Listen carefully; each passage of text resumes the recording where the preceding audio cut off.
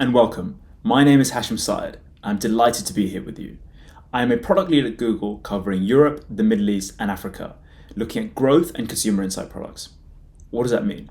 My role sits as a bridge between our sales teams who service our clients and agencies and product managers and engineers who build our advertising solutions.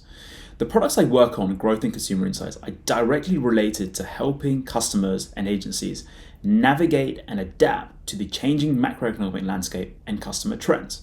So I'm super excited to be sharing my insights with you here. In this module, we're focused on navigating uncertainty.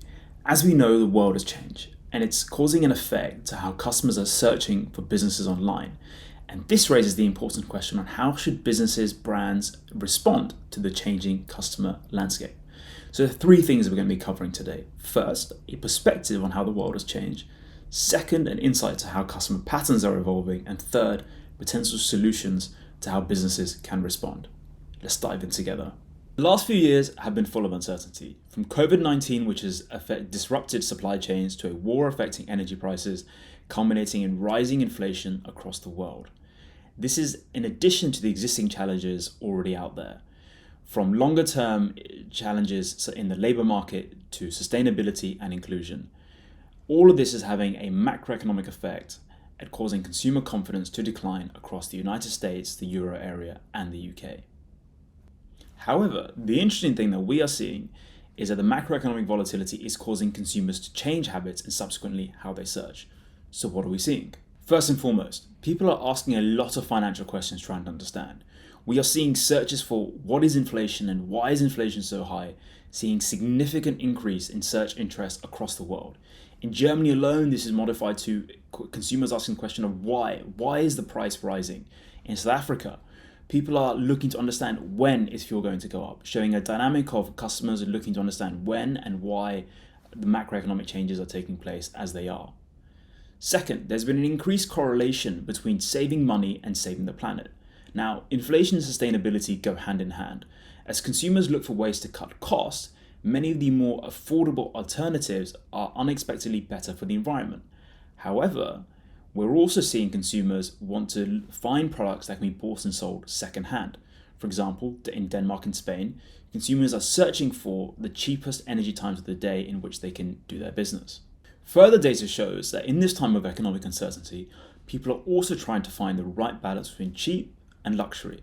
They're willing to wait and invest in more expensive purchases. For example, search interest for electric cars in Italy has grown, as has solar panel subsidies in France and subsidy heat pumps in the Netherlands. Or in Turkey, people are also looking for the cheapest deep freezers, and in Sweden, the cheapest coffee available. I'd encourage all of our listeners to refer to the Think with Google articles online to see more macroeconomic insights tailored for their market. So this raises the important question: how do businesses respond to these and many more changing consumer trends? In the evolution of media from a broadcast era to a precision era to now a predictive era, the advancements in machine learning have unlocked the power of automation to help brands keep pace with changing customer demand. And that translates into the wheel of solutions you see before you. From our statistical research and conversations with customers, brands that embrace the following digital marketing capabilities will be more efficient, dynamic, and agile, and see a greater likelihood of market share growth as they accelerate their digital marketing transformations. First and foremost, it's important to tighten the alignment between marketing metrics and business priorities. What does this mean? It means ensuring a close collaboration between marketing teams and finance teams at your businesses. It also means to use search to fuel core business objectives. For example, let's say your business objective is to maximize the profit from each sale. It is important to have the right measurement strategy in place, such as importing offline conversions, complemented with the right bidding strategy. That could be target ROAS, which is a strategy our auction system uses to maximize the conversion value or profit from every search. And finally, we also see that businesses that opt for more value bidding solutions, which is on the progressive right-hand side of the bar chart, see more return on investment and profit maximization for each search. Another key point is using automation. This is fundamental to ensuring agility to the changing customer landscape around us. What do we mean by this? At a high level, it's automating marketing to make it more customer-centric, cutting edge, and competitive.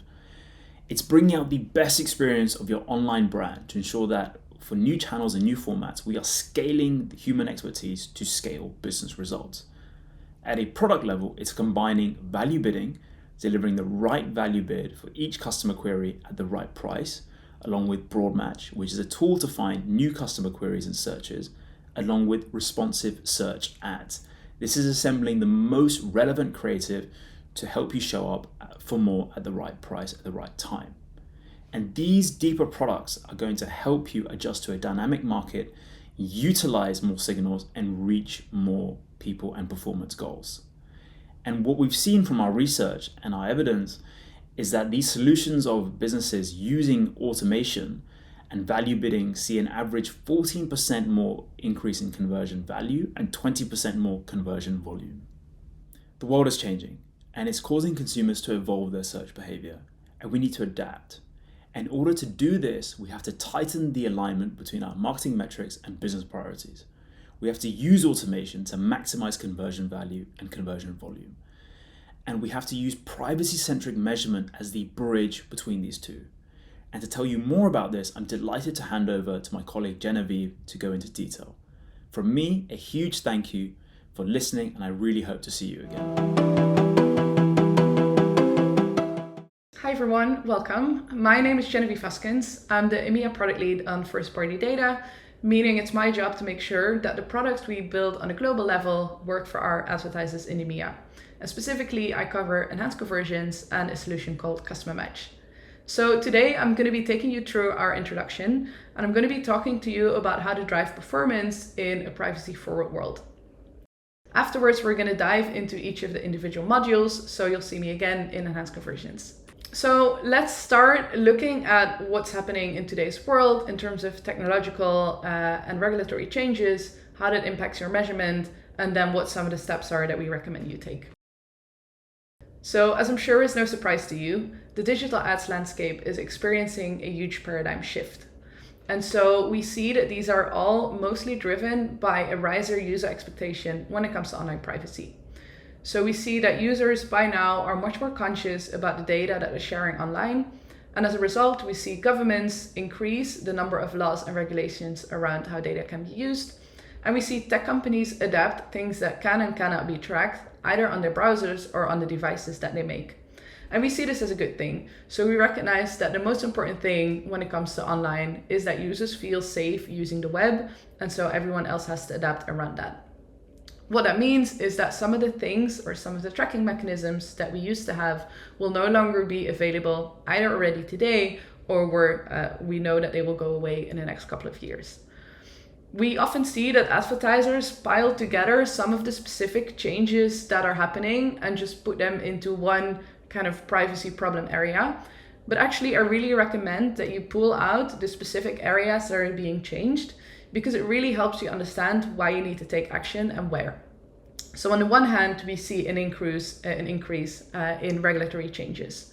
At the beginning of 2020, we saw that 10% of the world's population was covered by some type of privacy law similar to GDPR. By 2023, we are expecting that that figure will be 65%. So where initially very few advertisers had to think about gathering consent before placing cookies or before sharing data with third parties, by now, and again agree this is a good thing, we really need to be mindful of requesting user consent before making any changes. On the other hand, we see specific technological limitations to what can and cannot happen online.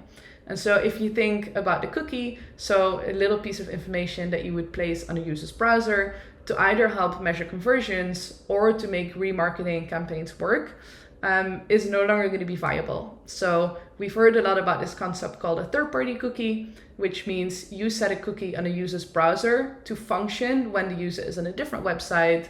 That's something that's either already gone or it's going away.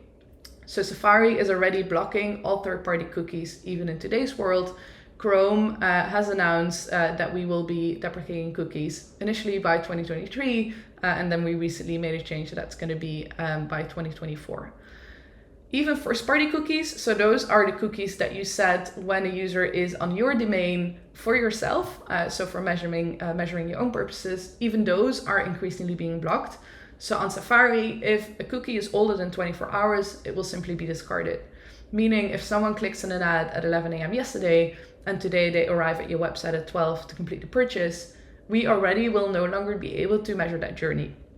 And so we really recommend take a step back and look specifically at what are the regulations that I need to adhere to in my country and how are they changing the way my online marketing is able to function. And then on the other hand, what are the technological changes that either are taking place or are already here that I need to account for in my measurement. Zooming in a little bit on this idea of the third-party cookie means that there's some specific kind of behavior or functionality that will no longer work. So on the one hand, we have things like audience lists. So if you are using tags to capture, for instance, people who viewed their conversion basket or people who completed a sale, and you send those lists back to Google and attach them to campaigns to help drive your online performance, that's a mechanism that's going away. This relies on third-party cookies. So again, already on Safari, this is no longer something that functions. And so if you look at your remarketing campaign performance and compare it to where it would have been 2 or 3 years ago, you will not only see a big decrease in performance, you'll also just already have seen a big decrease in total reach. And then on the other hand, of course, we see that the measurement cookies are being impacted, meaning that it's much more difficult for us to track conversions in the way that we used to.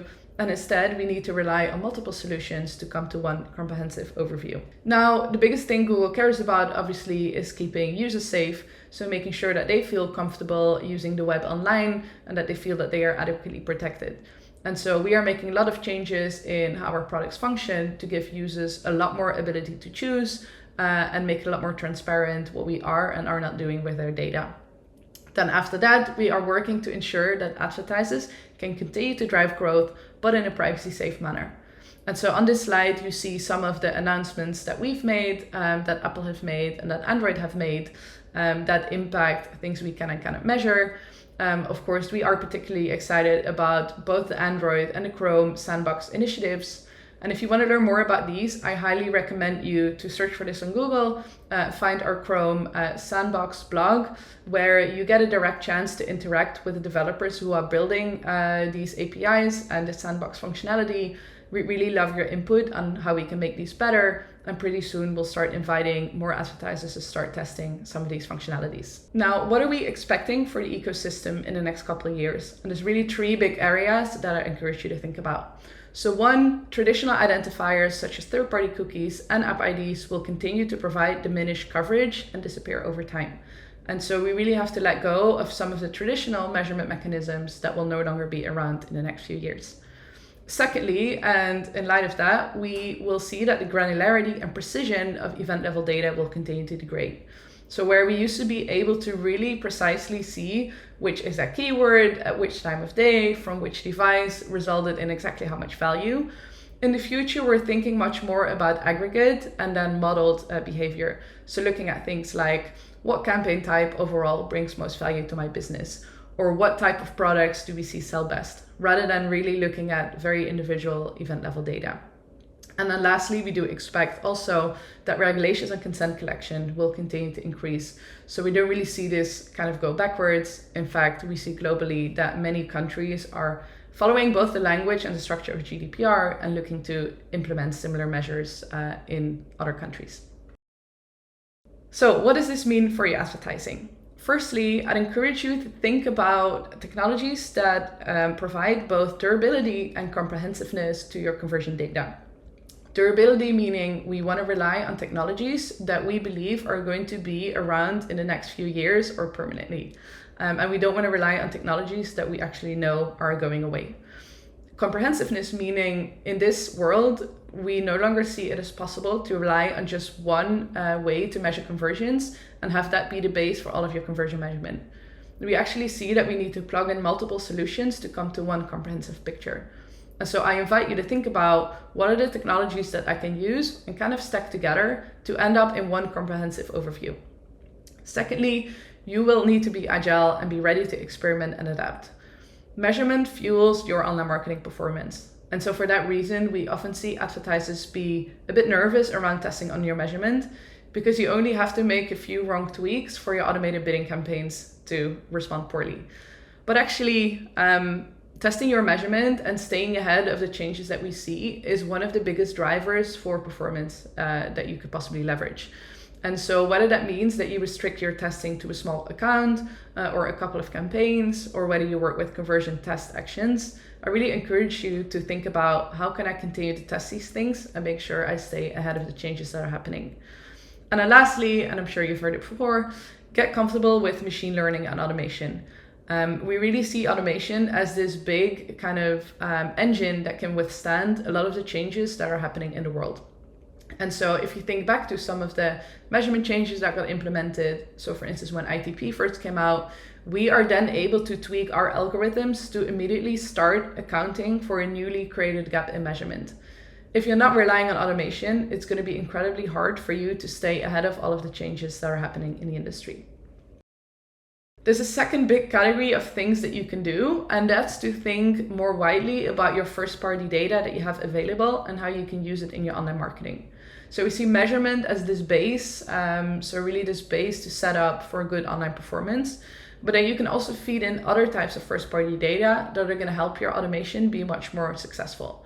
So if we think of audience-based lists based on third-party cookies that are going away, we can replace those with customer match lists, which are consented user-provided lists that basically allow you to tell Google, this is an audience I really care about, find me more people like them. And we see that advertisers who successfully do that are able to generate up to 2 times as much revenue from a single ad interaction compared to advertisers who don't use first-party data.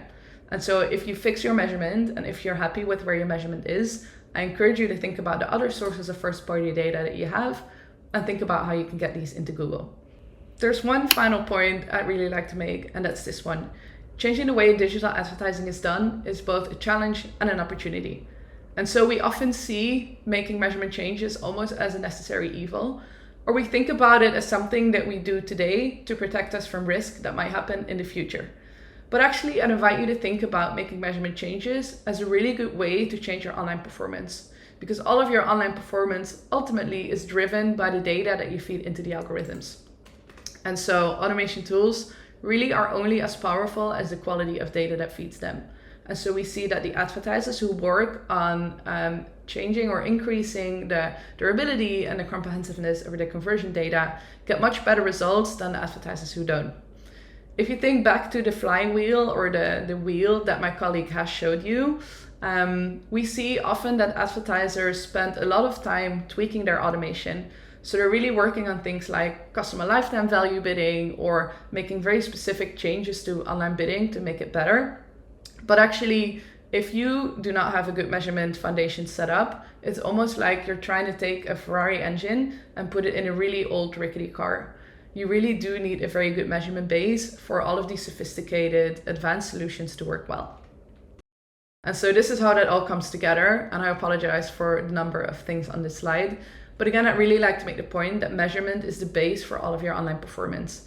And so by feeding in really good conversion data, we are then able to model out the gaps of things that even with all solutions we cannot measure. So if you think about people, for instance, who do not consent to any online tracking, we simply won't track them, and instead we can model out for them. This modeled plus observed data then gets fed into smart bidding, which then, based on that data, based on your creatives, will result in revenue growth for you. Great, so we've taken a look at some of the context and how the industry is changing. Now let's dive into what you can actually do to stay ahead and to deal with these changes. So in terms of taking action, there's 4 main steps that we would recommend. So the first one is to get familiar with the regulatory and technology changes that are relevant to you. I know it can sound hard, maybe even from my presentation, to figure out how much of these changes are actually impacting your business today. And for that, I really encourage you to reach out to your Google team, because they have some tools available to help you make some analysis to really understand how much of your measurement today is impacted by some of these changes. Secondly, try and understand then the exact impact. So not just the changes that are happening in the industry, but then what does this actually look like for your business? And what kind of mechanisms do you already have in place to deal with those changes? Thirdly, really make, we call this privacy readiness, or you could call it privacy forward measurement, an essential component to your business. So talk to the other teams within your company, get them to help you, and align on making this a priority, both for your end customers and for your business results. And then lastly, enable the specific privacy-centric measurement solutions that are going to help you. So there's a bit of order in which we recommend you implement them, but ultimately we do recommend that you use all of them together for the most powerful results. Great, so when we all put that together, it looks like this. So there's a couple different solutions that you want to use to make your overall measurement more comprehensive. And as I mentioned earlier in this presentation, each of them solve for a different gap. Site-wide tagging is the idea of implementing conversion tracking tags on every single page within your website. And we see that that's something that hugely helps with the overall quality and durability of your measurement. Enhanced conversions for web is something that helps with specific device or browser restrictions on cookie measurement. So enhanced conversions for web, which I'll dive into in a second, helps you deal with the technological side of changes. Consent mode, on the other hand, helps you deal with the regulatory side of changes. So it helps conversion tracking tags adjust when someone does not consent and not collect any data, and then model out the number of conversions that happened for people who did not consent. And then Google Analytics 4 obviously is our evolution of standard Google Analytics, which I think many people know and love, but it's more, it's built privacy forward, so it's a lot more durable than the universal version of Google Analytics. And so together, that will all feed into having comprehensive measurement. So why do we do this in the end? And I think I covered this, but just to summarize, we really do believe that privacy-safe measurement will set you up for long-term success in the future, and it will help you drive higher performance today. And so in each of the following sections, we'll dive into every specific product and also highlight how it actually helps you accomplish your business goals. I've spoken to you a bit about the way the ecosystem and technology and online marketing is changing. And next up, I invite you to join the individual deep dives to learn more about the specific products that can help you stay ahead in today's world of measurement. Thank you for joining me, and I might see you again in the enhanced conversion section. Thank you. Welcome, and thanks for joining me. In the following module, we're going to take a look at a product called Enhanced Conversions, which will help you increase your total number of observed conversions. I'm going to take you through why it matters, what the product actually does, how you can implement it, and then at the end, how you're able to verify that it's working correctly. So Enhanced Conversions is a feature that enables more accurate measurement when cookies are not available. So if we think back to my intro, where I spoke about Safari blocking cookies that are older than 24 hours, Enhanced Conversions is a product that will help you deal with those kinds of changes. How Enhanced Conversions works is as follows. So a Google signed in user views your ad, and they convert on your website. So they've clicked on an ad, they go to your website, and they end up purchasing something. Rather than using a measurement cookie as the mechanism to measure whether this user originally originated from an ad, we will instead adjust the conversion tracking tag to capture some fields that you specify in the checkout process, such as email address or name, hashes it very securely, and then sends it back to Google to see whether we saw a person originally click on an ad. So if you think about a cookie as the glue between the original ad click and the eventual sale, in the case of Enhanced Conversions, we're not using cookies as the glue, we're using user-provided consented data. And the consent really here is important. So if this is something that you would like to implement, you have to tell your users that this is something that you're doing, and you have to explicitly request their consent, which is also part of the Enhanced Conversions policy. Now, what that basically means for your business is that you will be able to report on your campaign performance much more accurately. So cookies are on the way out, as we covered in the introduction. And so instead, when we're relying on these other measurement mechanisms, we are enriching the total data that we have available. Now, it's important to note that the way the data is hashed means that it can never be unhashed. So we will capture it in the tag and then hash it before it ever reaches the Google servers. And this is a one-way mechanism, meaning it's not possible to kind of unhash the encrypted data that we receive. We only simply match this encrypted data with the unencrypted data that we have and see that we see a match here. And if so, we know that it was a user who originally clicked on an ad and then led to a conversion. Now, what's the other benefit of this? So the main benefit we can describe as it increases what we call the total share of observed conversions. And so when we talk about observed versus modeled, we mean trying to maximize the number of things that we can actually track online in a privacy safe way. And then anything that we cannot track, either due to technological changes or due to user consent, we simply model out. So it's in our best benefit to try and maximize the things that we can observe, because it helps us inform the model part that we no longer want to be able to measure. So a good example of this is on this slide. So if you look on the left, we see that if you're not implementing any kind of future forward privacy changes, you will only be able to observe a small portion of your total conversions. The exact percentage of this will kind of differ based on your browser split. So how many people use Chrome versus Safari. It will also depend on how long your average conversion path is. So the more interactions or the more days it typically takes for a user to go from an original ad click to a conversion, the more difficult it will be to measure that entire path. But when we look at the example on the right, is if we do implement the latest measurement solutions, including enhanced conversions, the total number of modeled conversions is a lot lower and the number of observed conversions is a lot higher. And then of the conversions that are modeled, we are actually able to be much more precise and confident because we have better data available to inform our modeling. Now, what does this mean for your business? Typically, we see that when you implement enhanced conversions, because we increase our total share of observed conversions, we can report a conversion increase from you implementing enhanced conversions. Typically on search, we see that this figure is around 5%. But on YouTube, because YouTube is a lot more challenging to measure, we typically tend to see an increase of about 17%. And again, the higher your share of Safari or iOS, and then the longer your conversion path, the higher this total figure will be.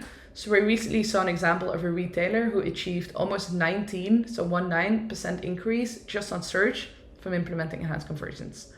So that's the most immediate benefit. So you improve your online measurement, and then due to that, we have much more accurate measurement tracking available.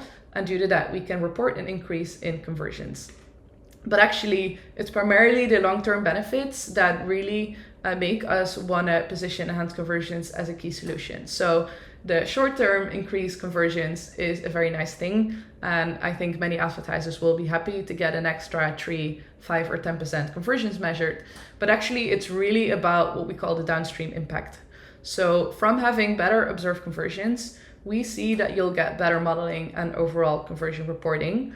But that then feeds into the way we can bid and do attribution. And so automated bidding has much better data available. And as a result, you see an improved performance overall.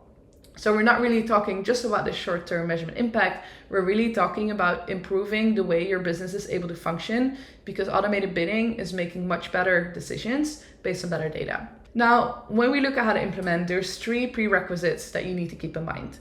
So one is you need to have what we call site-wide tagging, and I mentioned this earlier. So you need to have implemented conversion tracking on your website, and ideally you have those tags on every single page of your website. Secondly, Google Ads needs to be the main conversion source for you. So if you want to implement enhanced conversions, this is something that for now you do in Google Ads. And so if you're not bidding towards the conversion action that you want to implement enhanced conversions on, it doesn't really provide that much benefit. If you're on Search Ads 360, we do now have a small scale beta to implement enhanced conversions in Search Ads 360 directly. But again, if you're only bidding to Search Ads 360 and that's your source of truth, taking time away to implement only in Google Ads will not result in much value for your business. So that's the second prerequisite. Google Ads needs to be the conversion source. And then thirdly, we do need to see some type of customer data submitted on the conversion page.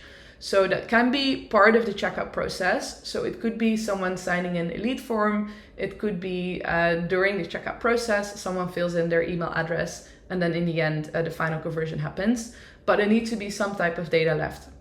So if you're, let's say, a CPG business, and your online website is only really geared towards informing people about your products, and there isn't a conversion action that you can measure where people leave behind some type of personal details, we won't be able to use enhanced conversions. We really need to see some kind of interaction online. So how do we get started? So the first thing that you need to do is you will need to sign the terms of services. So we have separate terms of services for enhanced conversions. And so I really encourage you to review these together with your legal team, make sure that you're clear on everything that's in there, and especially make sure that you adjust your website to request consent from users if you don't have that in place already. So once you're happy with the terms of service and you've thoroughly reviewed them, you can just stick the terms of service, and that will then open up the implementation methods. Broadly, there's 3 implementation types, and they range from quickest and easiest on the one hand to most complicated, but also most advanced on the other hand. So there is an automatic implementation option in which once you've signed the terms of service, you can just click automatic implementation and will then adjust your Google Ads conversion tracking tags to automatically start seeing, can we capture the data that we need to make enhanced conversions work? Now, this usually only works if on your final confirmation page, so the page that users see when their order has been submitted, you have email address present as well as their name. So if the kind of information is spread across multiple pages, we tend to see that automatic implementation doesn't work as well. If you're very constrained on resources internally, so if you're finding it really difficult to make measurement changes, go ahead and enable automatic implementation to see if it works for you. But unfortunately, the success rate is not as high as we would love for it to be. We are making a lot of changes on this front. So our vision is that automatic implementation will be kind of very comprehensive and successful in the future, but unfortunately, it's not yet as of now. The second way to implement is called manual. So that then means going into either Google Tag Manager or your conversion tracking tag and make a few changes. That sounds really complicated, like there will need to be a lot of manually changing code, but this is actually something that's relatively straightforward, and I'll show you how on the next slide. The third and final implementation option is to use our API. And so we've migrated to using the Google Ads API as a way to send enhanced conversions data. This will take significant kind of engineering resources on your side. So it's not something that's very easy to set up. But the benefit to doing this is that you can hash your own data rather than letting Google hash it before we send it to our service. And so sometimes we hear from advertisers that that's something that they would like to do. In today's world, that's only possible via the API, but we actually want to make this available via Tagbase as well. So if you want to implement enhanced conversions via the tag, but you're only storing data in the data layer already hashed, please reach out to your Google team and they'll be able to tell you more about a beta that we have running right now. So I know this sounds complicated, but luckily we have some really good videos to help you figure out what implementation method is for you and then how that actually works. So you can find these on YouTube. So once you get the deck, I encourage you, click on the links and see what the implementation looked like. And you'll see that actually it's not that complicated, and it's in most cases just a couple of clicks unless you're doing API. You can then validate the implementation of enhanced conversions for web in the diagnostics tab. So once you're in the enhanced conversion settings and you've enabled enhanced conversions, after about 72 hours, sometimes up to a week, you'll start to see a tab called diagnostics. In the beginning, it'll only say recording enhanced conversions, but after a couple days, you'll then get a report on different kind of indicators of data quality. So if you have any issues, they will be flagged in a diagnostic tab, and you can go to our help center to help you troubleshoot that further. Lastly then, and that's the thing that many advertisers always get most excited about, is once enhanced conversions starts gathering data, we start measuring, so we almost start doing a test to measure your conversion measurement before you implemented enhanced conversions and afterwards. So it'll start to look at, of this extra observed data that I'm seeing now, what's the actual increased conversion rate that you see in your online measurement thanks to this extra observed data. And so we call this the impact card. And the impact card will appear after about 30 days. Sometimes it's shorter, sometimes it's a little bit longer. But that card will basically then tell you if you're only running search campaigns, what the impact is on your search campaigns. If you're also running some YouTube or Performance Max campaigns, will tell you the impact on your YouTube conversions as well. So it's a really nice way to see of all the work that I did and what did we actually see in terms of increases in conversion rate. Point to make here is that the ultimate goal, as I mentioned before, is just improving automated bidding performance. That's something that will be much more gradual, and so we don't really tell you what the immediate impact is, but I encourage you to do a pre-post test and look at the data yourself to see, do you see your online bidding performance improve the weeks and months after you've implemented enhanced conversions. Right, so to recap on how to take action is we highly recommend that you implement enhanced conversions as a way to increase the total number of conversions observed within Google Ads. So it's going to help you augment your first party data. It's going to help you recover lost conversions. So that's why we recommend you implement it using one of our different implementation methods. And then lastly, do make sure that you validate the implementation, so to make sure that there's no technical issues, and then you evaluate the impact of enhanced conversions for web. Next up, so we've spoken about the technological changes, and I'm going to be handing you over to my colleague Paula, who's going to be taking you through the regulatory changes and what you can do to help understand them. Thanks so much for joining me today. Hello everyone, I'm Paola, product lead in EMEA for Consent Mode and Incrementality, and today I'm going to talk to you about Consent Mode, all its benefits, and how it can help you improve measurability of conversions. When it comes to consented user data, it is key for you to invest in understanding local guidance and what is needed to be compliant with local regulations. If there's relevant in your market or your user region, determine the best way to obtain consent. This can be through third-party consent management platforms or in-house solutions. Obtaining consent from users also means to adjust your tags accordingly to behave in a consent-aware manner. At this point, you can integrate Google's Consent Mode to enable this consent-aware functionality and make sure to create a privacy-safe and compliant exchange of consented user data. And as Genevieve highlighted before, our measurement landscape is changing in light of new and ongoing privacy initiatives. Advertisers across the world are navigating several regulatory changes related to cookie consent. So the numbers show 76% of visitors ignore cookie banners. And we have assessed that advertisers who implement consent banners experience a significant drop in attributed or reported conversions, which in the end severely impacts overall performance, reporting, and all downstream capabilities like smart bidding, attribution, so on. And this in the end results in ROAS and revenue declines. So Consent Mode is built to help to preserve the measurement after implementing consent banners, so advertisers do not experience a measurement loss while maintaining user privacy. And Consent Mode is a feature that lets advertisers indicate cookie consent status of a user. Tags adjust their behavior and respect user choices. Using these signals, Google's conversion modeling solution helps to recover lost conversions due to lost consent changes. So Consent Mode introduces two new tag settings that manage cookies for advertising and analytics purposes. Basically for advertisers that use Google Site Tag or Google Tag Manager. These two settings can be used to customize how Google Tags behave before and after users make their consent decisions, helping them be more effectively to measure conversions while respecting user consent choices for ads and analytics cookies. So in practice, here's what it means. It starts with the user clicking on your ad. Without Consent Mode, the user sets their consent choice, but the consent choice is not shared and tags are not adjusted. Data is limited and the number of conversions being reported is lower. With Consent Mode, the user's consent choice is indicated and tags adjust their behavior based on this choice.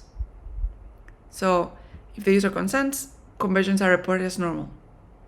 If the user does not consent, the relevant Google tags will adjust accordingly and not use ads cookies, measuring conversions at a more aggregate level instead. We then use conversion modeling to fill measurement gaps where we are unable to directly tie users' ad interactions to conversions. So Consent Mode has two key value propositions for advertisers. First, privacy allows your Google tags to behave in a consent-aware way. Second, measurement, recovering gaps through conversion modeling. So, enhanced conversions for web and Consent Mode go hand in hand to provide a more accurate and robust picture of performance.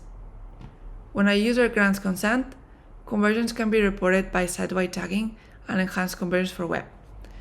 Then enhanced conversions for web will be able to recover and measure additional conversions, contributing to your pool of observable data.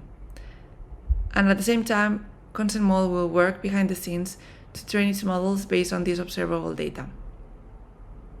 In contrast, when a user does not consent, conversions will instead be measured at an aggregate level, and you may lose insight into the complete customer journey. Consent mode solves for this challenge by modeling conversions based on the observable data it has been trained on, ultimately solving for unknowns in your campaign performance. So a common thread that enhanced conversions and consent mode have is that it uses machine learning to automatically analyze observable data to model out missing attribution paths. So even when you've built a strong base of observable measurement, gaps in the customer journey might still occur due to movement across devices, browser restrictions, and varying consent choices. This is where machine learning modeling can step in to solve for unknowns and improve your marketing. And we know that strong observable data built by site-wide tagging and enhanced conversions will result in more accurate modeling for consent mode. So when we rolled out conversion modeling on Google Ads, we saw that consent mode helps recover over 70% of reported conversion losses due to user consent choices. But it's important to note that consent mode is not a solution for everyone, not for all advertisers. To implement consent mode, you must make sure to meet the 3 pre-requirements.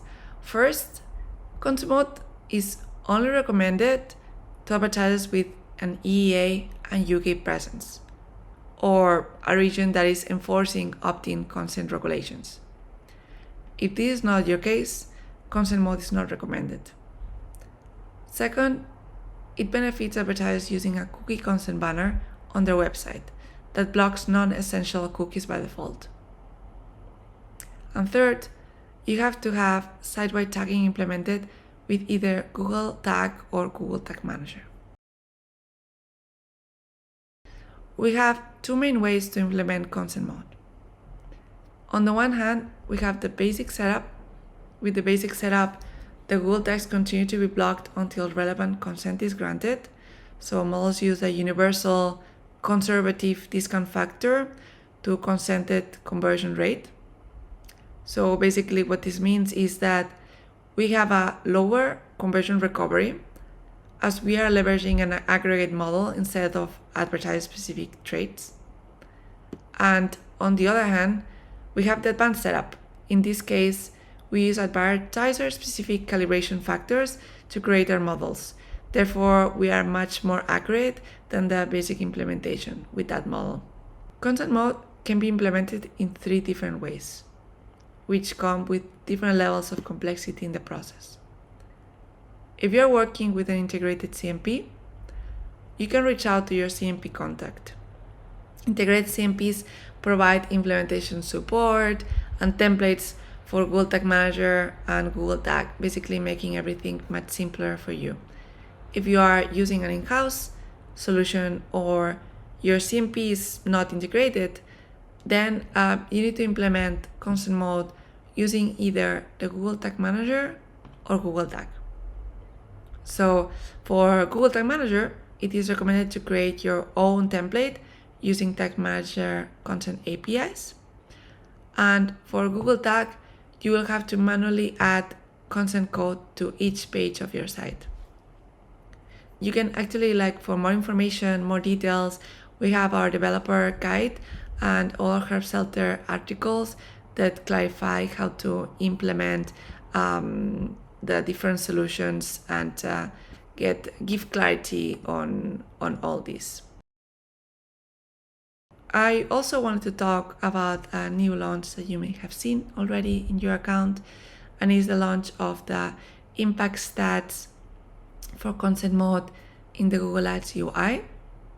So basically what this is that after you implement consent mode, you'll be able to see the conversion rate uplift in the diagnostics tab. So there are 2 ways that you can access them. As you can see in the slide, you can go to the diagnostics tab, or you can go to the tracking status hover card. Those 2 ways will allow you to see the impact. so you can see what's the uplift. It's important to note though that it will last 30 days. So after you implement consent mode, I highly recommend you to check after some days and not let it go too far in time, because in 30 days it will just not show up anymore. This doesn't mean that you cannot know what's your uplift anymore. You can directly reach out to your Google point of contact, and this person will tell you what's your uplift. But in the Google Ads interface, it will only show for 30 days. So if after 30 days you want to know what's your current uplift, you can do so by talking to your Google point of contact. And just want to watch out for this launch. Like for now, we only include advertisers that have a child account, so account level conversion tracking. So if you have MCC level conversion tracking, that's going to take a bit longer to be rolling out in your account. We expect it to come by the end of the year. So you will only see the uplift stats if you have account level or child account level conversion tracking. So lastly, I wanted to do a recap on the key takeaways of this session. So first of all, it's essential to leverage modeling for an accurate view of your marketing efforts. Second, you must implement consent mode. It is key if you're eligible. To do so, you can leverage the different implementation tabs that we discussed that are more in detail in all our external help center and developer articles. And third, it is beneficial to implement consent mode combined with enhanced conversions, as they both nurture each other. Perfect. Well, and that will be it for me. Thank you all for watching. I hope you learned from this section what is consent mode, its benefits, and why it can be useful for you. Thank you for watching, and now up for the next section. Hi, I'm Mats Lukmani, and I'm Google's product lead focusing on Google Analytics 4. In today's session, we will cover how you can retrieve smarter insights with Google Analytics 4 as your platform of choice. We have come a long way with analytics. The old Universal Analytics product was built on an almost 10 plus old legacy infrastructure. It really struggles with keeping up with today's hit volumes and some of the privacy requirements that are part of the measurement DNA. With changing times, we have less observable data, and less observable data is also manifested in terms of loss of cookie data that's prevalent. Google Analytics 4, which is Google's primary and latest analytics platform, uses machine learning and features like conversion modeling and behavioral modeling to fill some of these gaps. With Google Analytics 4 data, we also bring together app plus web datasets to allow you to see a more cohesive and a unified user journey for your users, and then start using some of the more advanced features which are new and innovative only on the GA4 stack. Features like predictive audiences, conversion exports, app plus web reporting are unique to GA4 versus what we used to offer in Universal Analytics. Finally, the GA4 product is built ground up for a future without cookies. So in the future where we have cookieless measurement being the foundation for online marketing analytics, GA4 is built to address some of those changes. GA4 also offers some very unique event-based data model versus what we had in the past that was user-based. This new event-based data model allows you to better measure and customize measurement tracking across both your surfaces, web and app. GA4 also offers better, more granular data control features versus what was possible in the past, allowing you to measure what you really need and also adhere to local regulations and guidelines. A year from now, we will be sunsetting our old Universal Analytics product. We've announced this, and a lot of our advertisers have already embarked on this journey to migrate to the new GA4.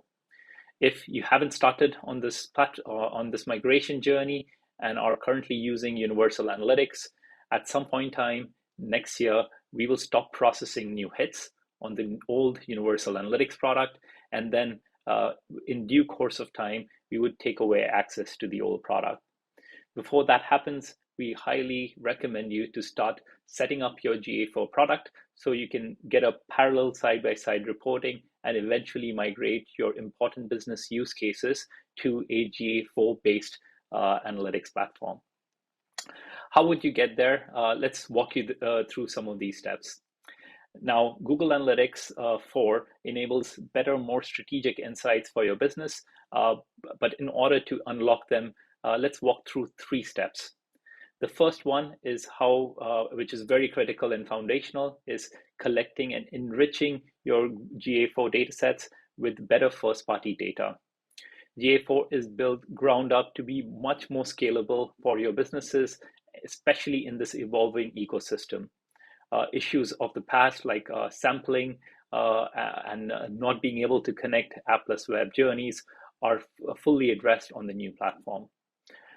Secondly is driving better insights. GA4 is built with machine learning at its core, so you can drive better insights from ground up.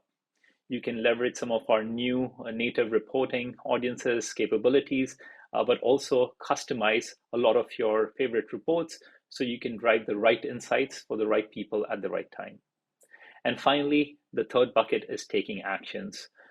We've built GA4 for not just better measurement and web analytics, but also for marketeers who want to drive better actions and improve their marketing ROI.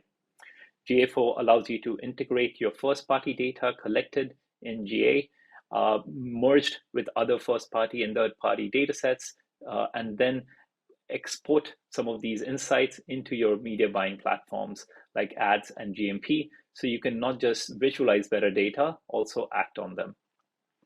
Let's walk through each one of these steps one at a time.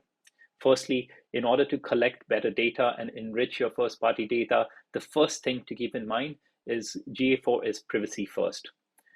We've built some of more advanced and granular features only in GA4 versus what we had in Universal Analytics. With GA4, you can control your data connection. We don't log any IP addresses or store them for the purposes of analytics, and you can dynamically enable features which connect with Google's metadata, which we call Google Signals. Google Signals allows you to see better insights, but for some of your businesses, maybe you don't want to enable them. This feature is present in your data control section of Google Analytics 4. Finally, data retention. We allow you to manage how long you want to save your data on an analytics server owned by Google. And this time frame is fully customizable between 2 to 14 months time frame. So you can be rest assured your data is not stored beyond a time frame that is important to you. Secondly, data usage. A lot of advertisers would use their analytics data to improve on ads personalization. With GA4, you can control the amount of data that gets used at an analytics property level, at a regional level, and even down to an event or a user level that would then power your ads personalization efforts, giving you better control. Finally, data removal. A lot of our advertisers would want the ability to remove data for not just all of their analytics account for a certain amount of time, but also at an individual and a parameter level. These features are now present exclusively in GA4 in your UI, so you don't have to worry about what data is captured and how it's managed. We will continue to build better controls in our GA4 platform, adhering to local standards and regulations and user demands. That's our promise. Now, after being very privacy first to begin with, the next step is to enrich the data to a point where it's actionable for your businesses. GA4 is built with the cookieless measurement in mind, but it still relies on ingestion of your first-party data. This can manifest in many forms. If you're using a website, you can track your web data using our Google tag. If you have an app, you can track your app analytics using our GA4 Firebase Analytics platform. And with GA4, you can bring and ingest both of these data sets together. Along with that, a lot of advertisers, their user journeys are not just digital. They go beyond just digital touchpoints. Touchpoints which are offline, like point of sale solution, CRM, or even offline feeds and loyalty programs. With GA4, you can use features like data imports and measurement protocol that allow you to ingest your offline data sets and start merging it with your online user data. Finally, a lot of our advertisers use Google Analytics in conjunction with our ad products. And in GA4, you can import your Google Media data natively through Google Ads or GMP stack of products, allowing you to see some of these ads dimensions within your GA4 reports. It's not just reporting, it's actually true merging. And in GA4, you will be able to merge these 4 data sets to see and build a more holistic user journey, even in the future where you have less cookie data.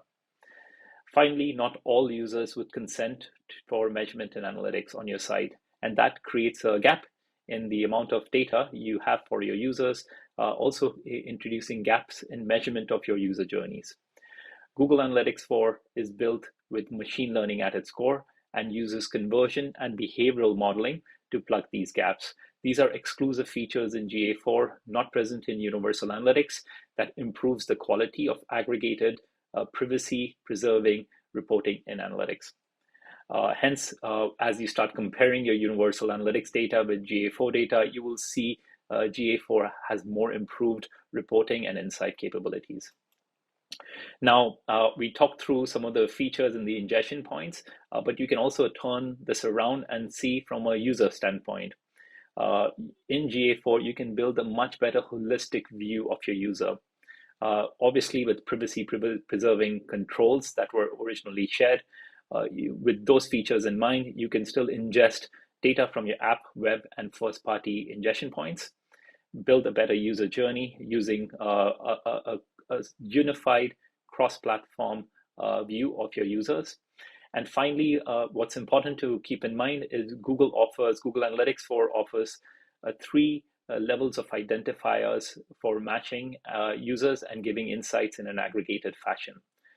These identifiers start with something very basic as user ID, which is again an exclusive feature in GA4 that allows you to populate your user-generated IDs for your app and web for a user, allowing you to match activity across web and app and even offline. That's our first level of identifier. Secondly, Google Analytics 4 offers Google Signals, which allows you to map against Google's device graph, improving match rates and also giving you better cross-platform journey and analytics. And finally, GA4 also uses device identifiers, which allow you to see better aggregated app to web journeys. These are not standalone reports the way they were in the past for Universal Analytics. These are natively built within the platform, so all of GA's reporting, GA4's reporting, are natively app plus web and benefiting from all of these identifier matching. Finally, once you have better data and you can visualize in the UI for some of our advanced customers, it's about exporting this data using BigQuery into their custom analytics use cases, or activating it in their ads buying platforms like Google Ads and GMP. Now, we appreciate a lot of our advertisers get benefit from exporting data and doing analytics in-house, but we've done our best to improve the UI of GA4 versus what we had in Universal Analytics, giving better insights ground up. In GA4, you will be able to see cross-platform user journeys, starting from user acquisition all the way to conversion and even retention analytics. You'll have better ability to see timely reports and also schedule them, and also have this data in an unsampled, near real-time fashion, which was a pain point in the past. So you no longer have to worry if the data you're using for analytics and marketing decision making is accurate for your business. And finally, for a lot of our advertisers, standard reporting is not the best. They would like to customize them. They would like to make it more user-friendly for their internal stakeholders. With GA4, you can customize some of these very standard reporting based on your individual business needs. You can also change the way some of your default reports are built, so you can have a more customized default standard for your enterprise. Finally, there are some exclusive enterprise features that make GA4 really ready for our larger enterprise customers. For example, for enterprise users, you have the ability to use rollup and sub-properties, which is a feature that allows you to aggregate data across properties and across your individual marketing touchpoints in different countries, and give you a kind of a overall view for your executives. The other feature that pairs with rollup properties is sub-property, which is essentially a full-fledged property, but it can be set up in a way that it only focuses on the data for a specific region or a specific line of business. This allows you to have better data governance and access for individual teams within your company, allowing you to give access to better analytics, even customize analytics related to the team that is using the data. Highly encourage you, if you are a 360 customer, to upgrade to GA4 and start using some of these advanced enterprise features. Now, I don't want to just talk about hypothetical cases. We've actually seen clients make better decisions and drive better value with the use of Google Analytics 4. One such example is Gymshark in UK that has migrated over to using GA4 and are happy to tell us how their journey has gone. Based on improved analytics set up on the background of GA4, they were able to drive better insights for their marketing activities. And those insights led to improvements in click-through rates, almost 5% better click-through rates for their marketing tactics, and lesser drop-offs for their users online. We encourage more and more of our advertisers to start building out better use cases and using GA4 to drive such marketing decision-making. Finally, machine learning is at its core when it comes to GA4. We've tried to use machine learning for improved reporting using things like conversion modeling and behavioral modeling, really necessary for a future where we have a lesser and lesser observable data set due to privacy preserving changes and ecosystem changes. But also, we've introduced machine learning to improve insights from the data that you've captured.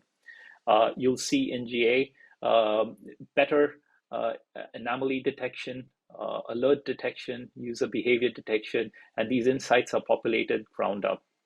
You can adapt your marketing strategies based on these insights and proactively plan and even optimize better marketing strategies using some of these insights. Finally, we've also tried to build predictive analytics capabilities in GA4. You're able to measure quickly and easily users that have a higher prediction to drive better revenue for your business, users that may have a higher likelihood to purchase or have a higher likelihood to churn from your business. And this is critical because without being able to measure this activity, you won't be able to activate on better insights. Hence, by using predictive analytics and predictive audiences, you can essentially activate better marketing ROI for your business. Finally, with GA4, you have better data activations where you can tailor the right experience to your customer for the right timing. Features which integrate into GMP products like DV360, SA360, and Google Ads, and also Merchant Center, allows you to optimize your media spend and improve your marketing ROI. Secondly, on the analytics front, it allows you to build much better custom analytics use cases and go deeper in understanding your user journey. Connect to additional data sources or run analytics with a more unsampled view of your user data. Features like BigQuery allow you to export your raw data, allowing you to run better analytics in-house. A lot of our advertisers, again, have driven clear value by using some of these predictive analytics features that I mentioned. For example, Walmart, which is called Lidl in Chile, used our predictive audiences in GA4 to drive better performance for their app engagement campaigns. With the use of GA4's predictive audiences, they drove 5% better conversion rates at lower cost per acquisition. We encourage more advertisers to try out our predictive analytics and predictive audiences feature in GA4 to drive a better ROI. With GA4, we've also launched our data-driven attribution model, and we've made it free for all of our customers. If you log into your GA4 account and go into advertising workspaces, you'll see reports like conversion path and model comparison reports, where you can now quickly add attribution models and compare attribution models, including data-driven attribution. This was a premium feature limited to only 360 users, but now is free for all. Data-driven attribution uses Google's machine learning and better attribution methodologies to tell you which touch point drove the value for your marketing efforts. The attribution model looks at all the clicks and engagements for your user journey and gives each touch point credit based on the probability of conversion it drove. We've not just given better reports, but we've also tried to use the insights of these data-driven attribution model in our insights module of GA. So if you log in and if you have surges in performances, you'll start seeing some of these insights pop up so you can drive quick actions. To sum it up, Google Analytics 4 is our future of what analytics looks like in a privacy-preserving infrastructure. It's built ground up with privacy at its core. It's built to be scalable for all your business needs, and it's built to be more flexible to address any changes in the way you look at the data and customize it. It has powerful insights, which is powered by our machine learning capabilities, allowing you to see better reports, but also integrate and act on them using our integrations. Starting to migrate to GA4 today is really critical, so you avoid loss of data come middle of next year. If you haven't done this, I would highly encourage you to set up your first GA4 property now, so you can start experiencing how the reporting looks like. Start using GA4 data side by side to Universal Analytics, and then in a couple of weeks from now, start thinking about exporting this data, GA4 audiences and conversions, into ads. A few weeks from then, potentially a few months from then, once you've felt comfortable with the data you see in analytics in GA4, as well as the data that you have started exporting in Google Ads, look more grounded in reality for your business, we encourage you to start migrating your audiences and conversions from Universal Analytics to the new GA4. This allows you to be ready for the migration that's planned for next year and the sunset that's planned for next year. Middle of next year, we will sunset our old Universal Analytics platform, allowing you to only look at historical data as we stop processing new hits. And then within a year, we'll start reclaiming access for the old platform. By then, you should have at least a year's worth of legacy data so you can make better marketing insights and have enough historical trends. We will not be able to backroll GA4 Universal Analytics data into GA4, hence migrating today is critical to preserving historical data next year. Now, migration can be fairly complicated or simple depending on how your business is set up and what you're tracking. Step one in all cases is to set up your first GA4 property, which is very easy, and it does not impact the Universal Analytics data that you have. It can live side by side to what you have in Universal Analytics. Retag your site if needed. If you're sitting on an old legacy tagging infrastructure, it will benefit the quality of your data in both Universal Analytics as well as GA4. Start setting up your GA4 property and enabling data connections. The second step is to configure features like audiences, linking to ads, conversions, and goal setups. So you are tracking the right conversions and events that matter for your business. And finally, the third step is to move your critical reporting from Universal Analytics to GA4. We've introduced a lot of additional features like the conversion modeling, behavioral modeling that I talked about, that improves the accuracy of reporting in GA4 right now versus what you have in Universal Analytics. So it's already time for you to start using some of these features. In addition, we've introduced incremental features like data-driven attribution, which was only premium in the past, and also added new features like Engage View reporting for YouTube in GA4.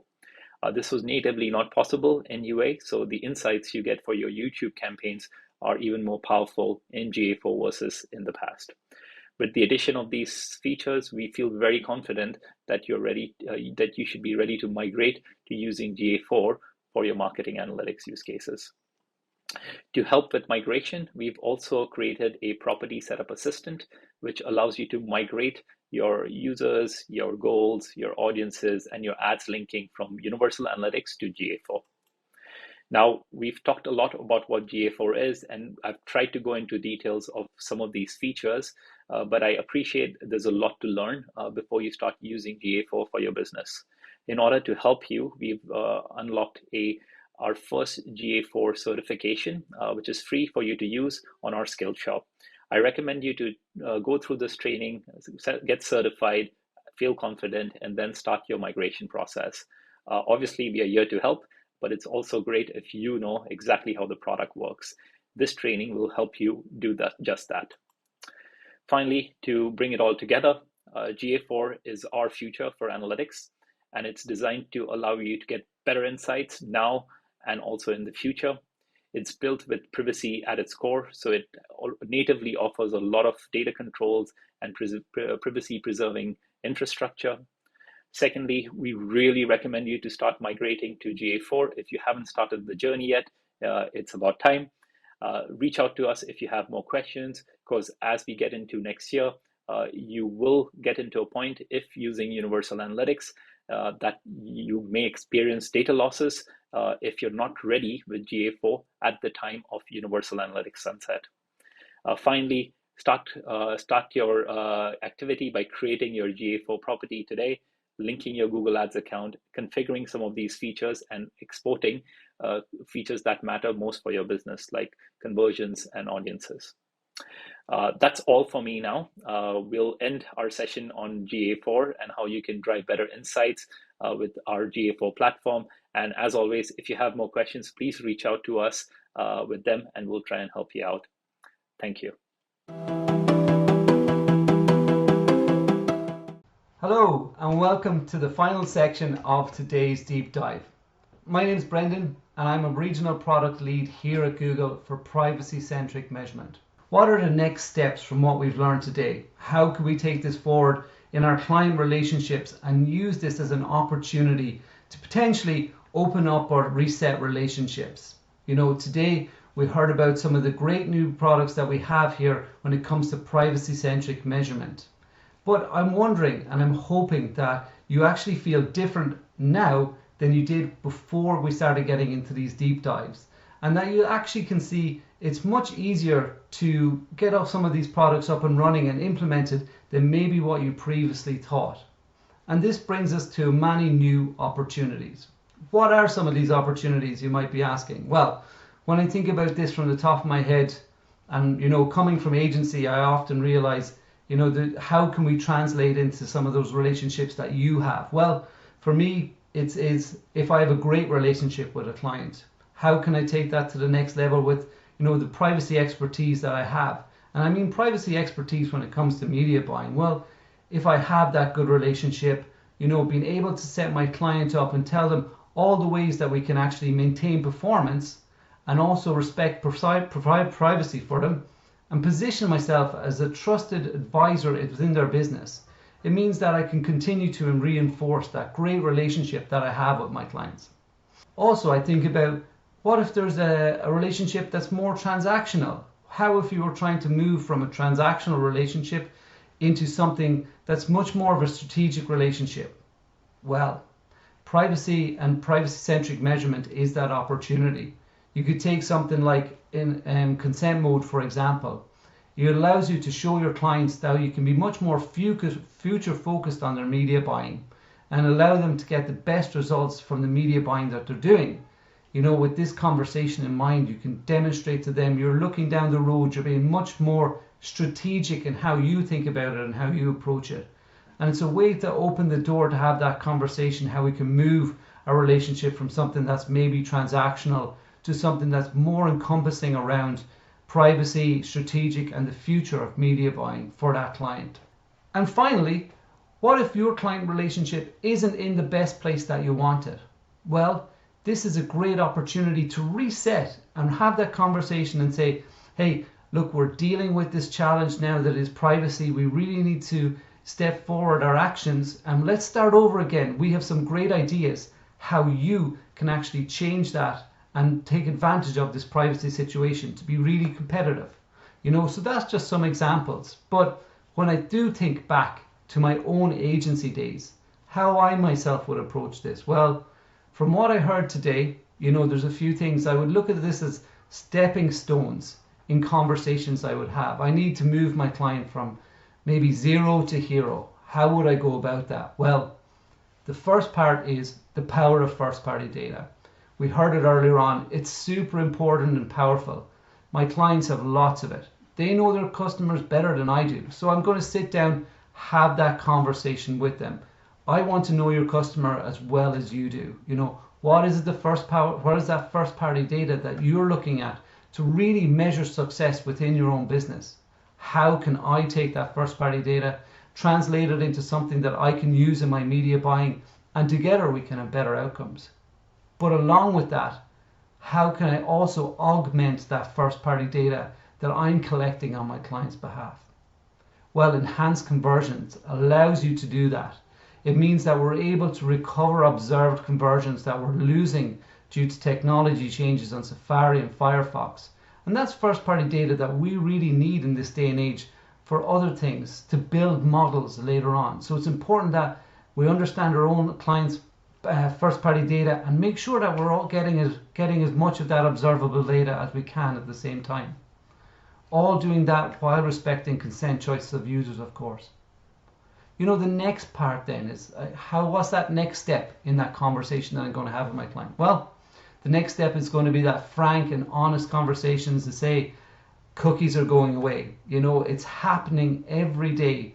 You know, it's not something we're waiting for. We're aware of the Chrome changes that are going to happen later, but doesn't mean that cookie loss isn't happening. In fact, it is. And as I often describe it, it's death by 1,000 paper cuts. We're losing a few cookies here and there every day that's impacting our conversion measurement in small ways that has downstream effect on the automated campaigns and the other advantages we're taking or using in the platform.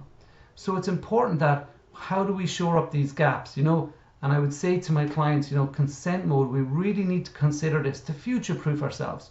Yes, we can put it off for X amount of time, but actually taking action today means that we're building better models for tomorrow. We're future-proofing ourselves for the next privacy change that might happen that we're just not seeing yet, and it could come on the horizon at any time. Then finally, I'd speak to my client about, you know, how do I add more value to their business? Well, there's a couple of ways that we can do that with the new version of Google Analytics. You've seen the new capabilities and the step forward it brings in machine learning and predicted reports. You know, we can use some of these predictive audiences in our media buying to take it a step further than what we're currently doing today. There's additional insights that you can offer to your clients. And it comes back to this old adage of working smarter and not harder. And we can really take advantage of that with Google Analytics. It's a fantastic opportunity to bring added value and also combine first-party data with our own media buying. So I hope that demonstrates you some of the absolute possibilities out there in terms of how privacy-centric measurement can be a real opportunity for agencies and a chance to re-engage and have those conversations with your clients now. You know, I really appreciate all the time that you've taken today to come through all these deep dives, and it's important that we have a holistic understanding that, you know, when we use all the privacy-centric measurement products together, it will bring us universally better outcomes for you, for your clients, and for your client relationships. Thank you for your time today, and I have one last thing that I'd like to ask you to do. To the right of your screen is a survey. Please, we'd love to hear your feedback from today's session. Thanks again, and have a great day.